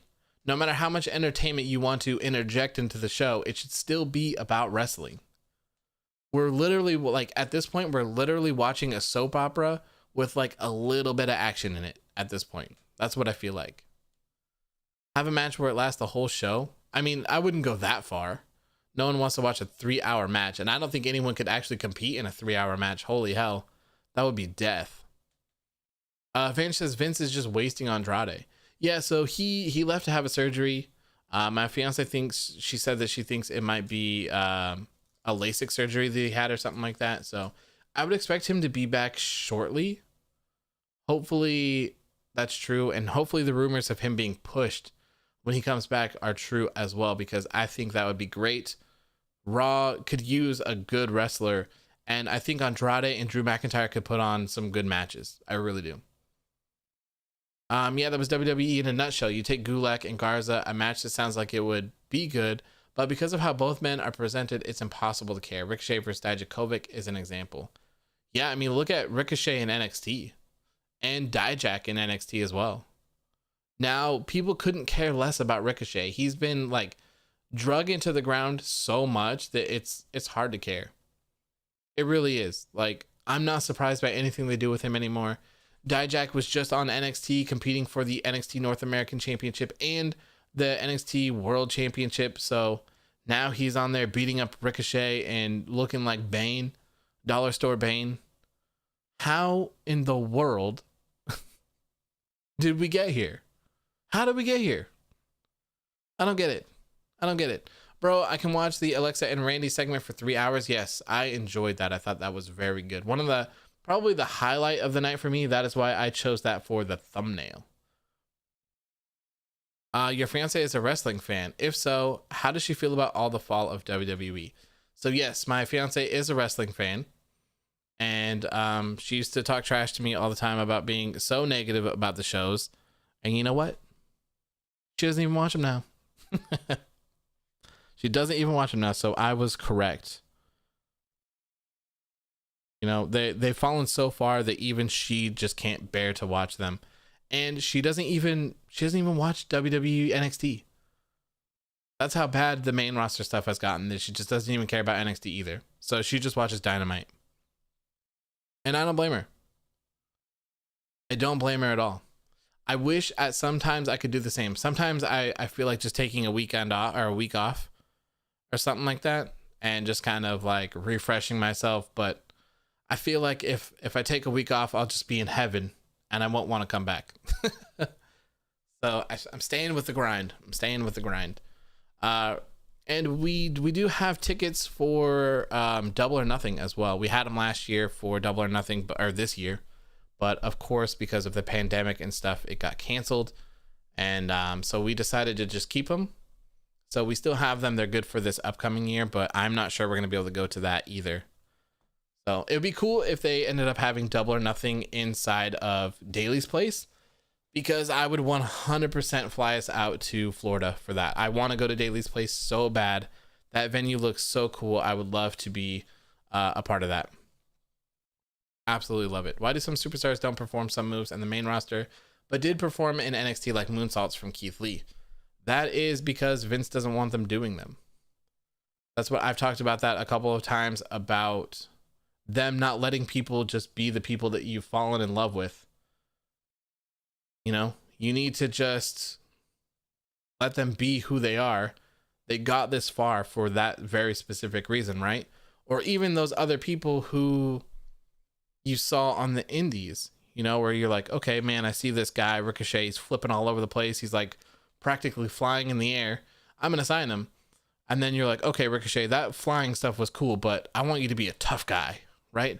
I don't want you to leave the ground. I want you to just beat up guys. It's like, no, that doesn't work. That doesn't work. You signed him for those reasons, so let him do those things. So that's a Vince limitation. Keith Lee wasn't the same tonight. No, he was not. He wasn't. Hopefully he's able to survive this whole Raw madness. I'm not sure if he can. He seems like a fantastic person, man. Keith Lee seems great. Seems like a very nice guy. So it sucks to see this happen to him, you know, especially when you go from being on top of the world, being a double champion in NXT, man, that's huge. Down to just being nothing, you know? Hey, who's your crush in WWE? I don't know. I don't really have a crush, man. And WWE. So yeah, after the squash match, I don't like how they watered down AJ's awesome moveset. Yeah, AJ doesn't do a lot of the moves that he used to do, but he is getting older as well. AJ's he's not a young man anymore, so that could be a limitation put on him from himself. So yeah, after this, Angel Garza squashed Drew Gulak in like 2 minutes. You know, nothing impressive here. This didn't do anything for anyone, if you ask me. Don't understand why it was even a thing. MizTV, we had another MizTV segment featuring AJ Styles, and this time AJ Styles was pissed at The Miz for cashing in and costing him his WWE championship. I get it. So I wasn't really mad at it. It is frustrating seeing the same thing over and over and over again. Like I had talked about, it was nice to see kind of an angry side of The Miz. Something that's been lacking from The Miz for quite a while. Ever since John Morrison returned, man, they have both been terrible. They've both just been looking at the lights. They haven't done anything meaningful. I miss the old Miz from when he was with the MizTourage, when he was doing all that stuff with the Intercontinental Championship. That stuff was so good. He was the highlight of that show. And I think during that time, That was when Brock Lesnar was WWE champion, and that championship wasn't there. So he was literally like the main event. He was the one doing everything.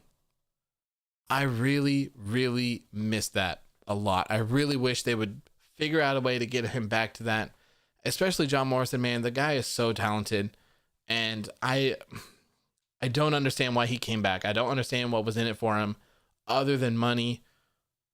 For him, I mean, damn, even at this point, being an Impact now that they're working with AEW seems pretty appealing to me. So, I mean, not that you could have seen that coming from a year ago or however long it's been, but anything is better than this, man. When they were doing the poop jokes and all that stuff is just brutal. It's not something that I want to watch.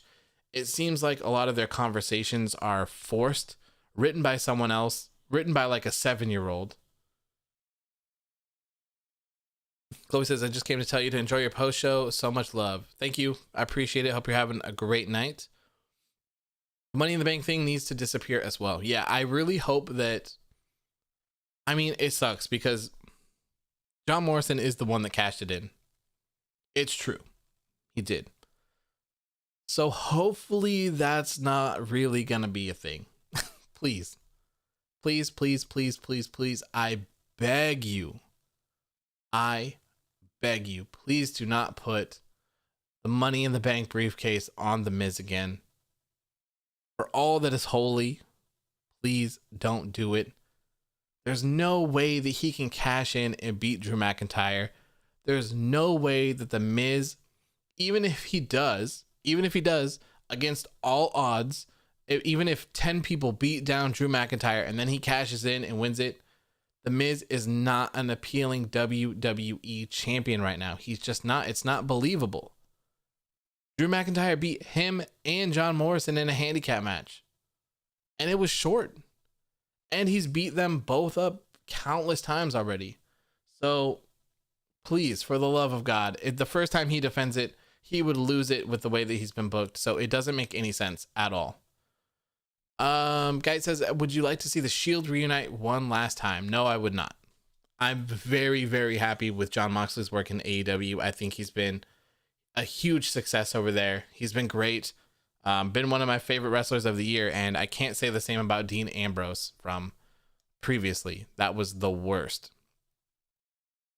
Lots of people there or with WWE and left to come back to WWE want to finish their career where they started. Yeah, it makes sense, and I'm assuming that retirement pay is probably pretty good. Kind of the Legends contract, where you can just be around forever and make appearances. I'm assuming it's, I get it, but man, the rest of it is just not good. With everything that he's been doing, it's been brutal. But I understand that not everyone is out there to be the best, I guess, these days.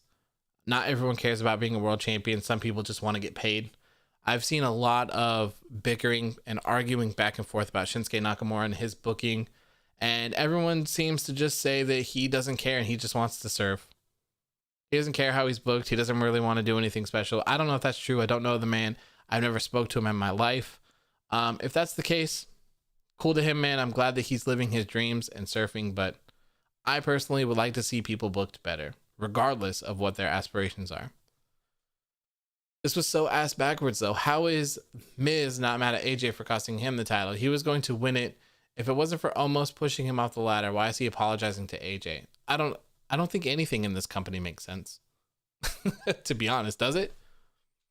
I mean, I don't think they even pay attention to their own product, to be honest to you. Miz didn't make sense. It's like saying Brock didn't cash in when Paul did it for him. That's true. You could make an argument for that. That's true. I'm assuming, did Paul Heyman carry it for him as well? Or did he hand it to him to hand to him? I don't know. Hopefully, I really hope that they just say no. Just no. You cashed it in. You were part of the cashing in. You were like an accomplice in this. You were there. You were fully aware of what was going on. You were ready. So, hopefully they don't give it back. WWE was on such a high after last night and they crashed so bad tonight. How sway? I don't know how they do it. I don't know. They did the same thing after the Royal Rumble last year. It was such a good show, and then the episode after was terrible. 2010 Miz was so funny when Michael Cole was his biggest fan. Hold on, let's be honest. Ambrose in 16 was incredible. His cash-in was the most exciting thing when it happened. Yeah, I'm just referring to his final stint in WWE where he was the dollar store Bane, and he was saying that he had to get shots because the crowd was stinkies. That's the Dean Ambrose I was referring to. Paul Heyman is the rightful WWE champion. Yep, there you go. Crown Paul Heyman. Then you have Paul Heyman and Roman Reigns. Both world champions. So anyways, this was just another MizTV segment with AJ Styles. It was childish. It didn't really seem like grown people talking, if you ask me. Then they followed this up with a performance from Elias, which ended up being a Jaxson Ryker versus Gran Metalik squash match. I guess Elias thought he was going to sit on the turnbuckle and just perform an entire song while they were wrestling. But, I mean, I guess it makes sense because the match was only supposed to be 2 minutes long anyways, so I don't get this. This is extremely tone deaf to me. I'm not going to talk about it on here because this isn't the platform for that. I am not a political person, and it's just not for me, okay? But this seemed incredibly tone deaf. So, it didn't make any sense. I don't see Jaxson Ryker and Elias going anywhere. As singles competitors, I think with the void that they have in the tag division, they should just make them a tag team. It makes sense, doesn't it? Like, I feel like some of these things are so easy to do. So easy to do. Just make them a tag team. You can always have too many tag teams, and then you can have those people in the tag teams wrestle in individual matches because it makes sense at that point. If you have individual people tagging up for just random tag teams, it doesn't make sense. And it makes your tag division look stupid, if you ask me. So I would just bunch them up together there. King D said, Ricochet said he's thinking of joining the Foot Clan. Oh my God. Oh boy. I hope not, man. Although I will be kind of excited to see him get a mask and a new name. So I can laugh at it. Raphael says, I heard earlier on WrestleMania that lots of NXT wrestlers on the main roster right now are having mental health issues because they don't think they're good enough now. I hate their creative so much. I could certainly see that being a thing. Absolutely. I could definitely see that being a thing. Especially when you have someone like Keith Lee and they're not pushing him. He's not performing at the level, not performing, but he's not being given those top level spots that you think he would be given. That'd be tough. I definitely believe that. Next up, we had the moment of the night I think we were all waiting for. I think this was the reason why everyone tuned in. I'm really surprised that they didn't open the show with this. I think this would have been probably the best thing that they could have thrown on at the beginning of the show. Randy Orton addressed burning the Fiend alive last night at TLC. Legit just left this man's on fire to just die. In the middle of the ring, talked about it, said he was one sick son of a bitch, and he loves it. He loves it. It was a great promo by Randy Orton. As usual, the man is really good on the mic. And then the lights started to go out. Everyone thought that the Fiend was returning. Lights went out. The music started playing. The lights kind of go on in a purple, kind of dark purple scene. And then you have Alexa Bliss in the ring, sitting on a swing set, happy as can be. This was an amazing visual, and I decided to use this for the thumbnail of the show because I thought it was good, and I also used it as the topic image of the show. Man, I thought it was really good. This was the best part of the show by far, and it was probably only like 6 minutes long, which is a shame when you have a 6-hour show. She, what did she say? I don't remember exactly what she said word for word, but essentially she said, where is it? She says that the Fiend is home now, and that if he ever returns, it'll be like something you've never seen before. Very, very interesting. So this is kind of going off what I was talking about last night. Hopefully he's going to return creepier. Maybe his gear will change a little bit. Hopefully his mask is maybe melted a little bit. Something a little bit to kind of differentiate him. Maybe he'll have 2 different colored contacts this time. Like I said, a different attire other than that. Being more burnt, being vengeful, you know, wanting to seek more revenge. I hope this is like a total character change here. I really think that would be something that would help the Fiend a lot. They've really kind of fumbled him back and forth a lot of times with the thing. I don't want to say they've buried him, but they've done him dirty quite a few times, and he's always managed to kind of come out of it on top. But we're at the point where it's getting really, really, really, really hard to stay invested in the Fiend. They're just not doing him right anymore. What do you think about the special episode of Raw with all the legends? We talked about it before. I'm sure it'll be enjoyable, but it's not going to do anything for him. So it's a waste of time. Vanch, if Samoa Joe's up, then I think after the Fiend, Randy Orton versus Samoa Joe would be a lot exciting. That'd be interesting for sure. I think, like I said before, I think that anything that involves the Fiend needs to be story driven. Absolutely every single aspect of the Fiend and everything he does needs to be completely story driven. That's it. Like, I don't think there's any other way to cut it. You're not going to get those 5-star classic matches from him or anything like that. He is what he is. So it needs to be story driven. If there is a story between Bray Wyatt and the Fiend and Samoa Joe, by all means, sure, if he can even wrestle. Who knows what's going on with Joe? But story driven, I'm sure that Randy Orton's going to get murdered when the Fiend comes back. I'm sure it's not going to be great for him. I think Randy Orton versus the Fiend will go till WrestleMania 37. It will be a lot exciting. I don't know, man. That's quite a while. But who knows? I think a lot of people will be sick of it by then unless they start coming up with some other stuff to do. I want Brock Lesnar to return to form the 2-man power trip with Roman Reigns, just like in 2001 with Triple H and Austin. I don't want to see that right now. I don't want to see people dominating. I want to see a lot of people getting some love. That's what I want to see. They have a lot of talented people that are just on there doing absolutely nothing. So I think they need to use them instead of just having them sit by. They're sitting by right now. So Lord only knows what would happen if something like that happened. That would be brutal. So anyways, we go on to our next match here. Let's see. Charlotte Flair and Asuka taking on Peyton Royce versus Peyton Royce and Lacey Evans. Jesus. I had already tuned out by this point. I didn't really pay attention, so I don't know if this was a good match or not. Completely uninterested in this. I've said it a million times. They broke up Peyton Royce and Billie Kay for absolutely no reason.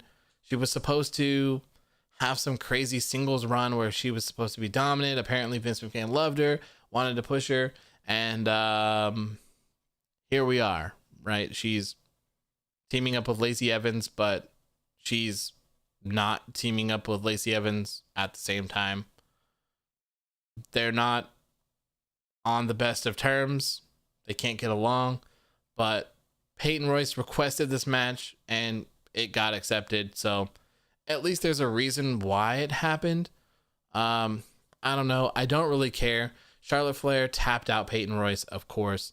So another win for the champions. I didn't watch a second of this match. I changed the channel.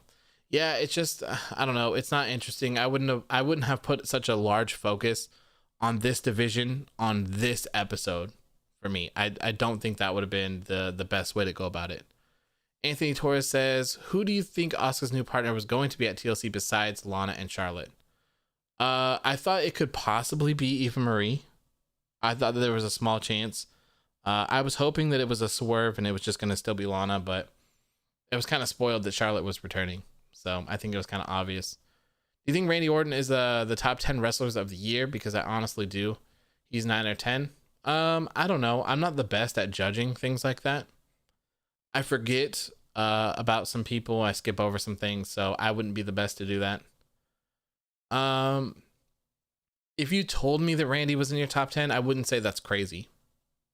And it depends on if we're talking about all of wrestling or just WWE and stuff like that. I think there's a huge difference. And if we're just talking about wrestling or if we're talking about like complete package and stuff like that.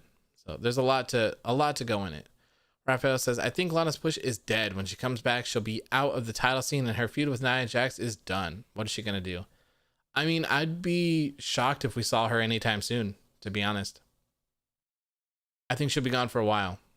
I think they had an idea and they were going to use her, and then They figured that Charlotte was coming back, and they just made adjustments, and they just kicked her to the curb. I don't expect to see her back anytime soon. I don't. And they can't really do anything with Alana and Nia Jax feud. They both are not the best wrestlers in the world, and to have those two in the ring, you would need someone to carry it. And I don't think that's possible. There was a reason why their match was only like 2 minutes. And yeah, Alana had a good showing on that match and stuff, but for a feud that people are actually interested in, I just don't see it happening. I really don't. I'm sure that Nia and Shayna Baszler they'll probably end up challenging for the titles again. They'll probably end up losing, and then they will probably implode, and then they'll fight each other. That would be my guess. So anyways, we make our way to the main event of the night. Keith Lee, Sheamus, and Drew McIntyre are teaming up to take on AJ Styles, The Miz, and John Morrison in a 6-man holiday street fight. They did not advertise this match as being a holiday street fight earlier on. They just said that it was a street fight, so it was kind of interesting to see that happen. And this match, man, it made no sense. It made absolutely no sense whatsoever. When I'm thinking of a street fight, I'm thinking of chaos. Okay? When I think of a street fight right now, the thing that comes to my mind is Best Friends versus Santana and Ortiz, the parking lot street fight, or parking lot brawl, whatever the hell they called that. That's what comes to my mind, like brutality, weapons, beating the living hell out of each other, maybe even some blood. This was literally a 6-man tag match with some holiday tables set out with presents and some dip. What was this? And I got so many people earlier today that were like, oh, you're just an asshole. You just don't know. You just don't like being entertained. You just don't know what you're talking about. You just don't give them a chance. This is exactly why. What was this? You can't even defend this. You can't defend this. How do you have a street fight and everyone's just standing on the apron waiting to be tagged in? This should have been a tornado tag like brawl. It should have been chaos. These dudes should have been beating the hell out of each other. Why are they beating each other up with candy canes? I get it's the holiday season, ha ha ha. But like, didn't we just hear that USA wanted more adult content? More violence? This is not more violence. It's not. It's not even close. Beating up people with candy canes. AJ Styles got powerbombed through a table and he got like dip or pudding or something launched all over him. Like, what? Why? And it seemed like this whole match was just kind of set up to have Sheamus bro kick Keith Lee, but they've been at each other's throats for a couple weeks now. So you don't even need this kind of stuff. I don't understand why it's a thing. This is the main event of a show. This is your world champion we're talking about. Why? It was so anticlimactic. The street fight aspect of it didn't even break down until the last 4 minutes of the match, which was crazy because I think it was like 15 or 20 minutes long. I think they even started making entrances at about 30 minutes. So it just kind of goes over this way too long, like way too long. Charlotte Flair, I won't be here for Wednesday. Sorry to hear about that, Charlotte. Sorry to hear about that. I don't even know what's going to go down on Wednesday. I guess I'll let you guys know as it happens. That seems like a chaotic day, depending on what time AEW starts. I have no idea. Maybe we'll do a watch along instead. Maybe. And instead of a post show. This had no business being a street fight. Yeah, I agree, Warrior. I agree. This should have just been a 6-man tag. That's all it was. The little violence at 4 minutes left on the show wasn't really anything that piqued my interest. I had already tuned out way before then. And it just kind of makes everyone look dumb to me. This is the kind of stuff that makes people look stupid. These people are not newbies. They've wrestled for years. They know what a street fight is. You're trying to tell me that Vince doesn't know what a street fight is? It's just ridiculous. Absolutely ridiculous. It made absolutely no sense. And man, for the love of God, I hope that they just get it together and give us somewhat of a watchable show next week, because this stuff is brutal. It's so brutal. I don't know how much longer I can take of this nonsense. I'm literally just going to explode. Literally going to explode. So anyways, this show was, for me, I thought the show was absolutely terrible. If I had to rate this show, I would probably give it somewhere around a 3, or yeah, I think a 3 would be right. Match of the night for me. Match of the night for me would be the Hurt Business. So that would be Bobby Lashley and MVP taking on Jeff Hardy and Matt Riddle. I think that's the match of the night. There wasn't really much going on. Yeah, a 3 is generous. Yeah, it kind of is. It might be a 2.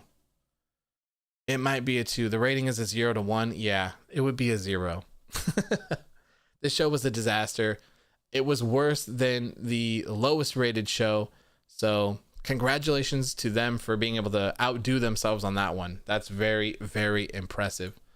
So we're about 2 hours in on here. I think we're going to call it, give it a wrap up here. As I was saying, I have no idea what the plan is for Wednesday, since I completely forgot the show's not starting at the normal time. So I guess it really just depends on how late it starts. If it does start really late, maybe I'll just do a watch along, or maybe we'll do a Thursday post show instead. We'll see. It all depends. Maybe I will post on Instagram and we can all chat about it there to kind of go over what we should do. Also for Friday's SmackDown, I'm not quite sure what I'm doing for that one. It is on Christmas.